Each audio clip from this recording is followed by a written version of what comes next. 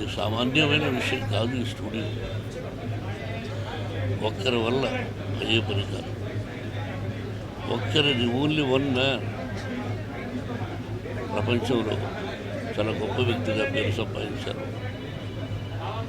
ఆయన ఎక్కడున్నా ఆయనకు మనశ్శాంతి, కుటుంబానికి మనశ్శాంతి, ఆయనకు ఆత్మశాంతి జరగాలని భగవంతుడు కోరుకుంటున్నాను. గ్రేట్ మ్యాన్, పత్రికా రంగంలో రారాజు, అలాగే స్టూడియో అధినేతగా కూడా రారాజు. సరే, మా జనరేషన్కి మేమందరం చిన్నపిల్లలం, పెద్ద పెద్ద నటీనటుల ముందు మాకు ఒక లెజెండ్, మా ముందు జనరేషన్ కూడా, మా ముందు తరానికి కూడా ఒక మహానుభావుడు అని అందరూ చెప్పే వ్యక్తి రామోజీరావు గారు. మేమందరం ఎంతో నేర్చుకున్నాం. ఆయన వేసిన బాట ఇంకా ఎన్నో జనరేషన్స్ కూడా అది పాటిస్తూ ఉంటారు.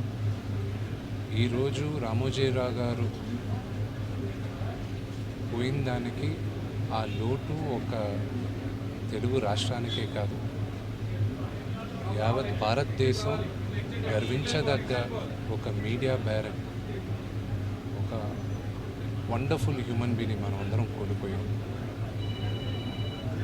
మా మొత్తం తెలుగు ఫిలిం ఇండస్ట్రీ అంతా మేమందరం ఒక మహానుభావుని కోల్పోయాం.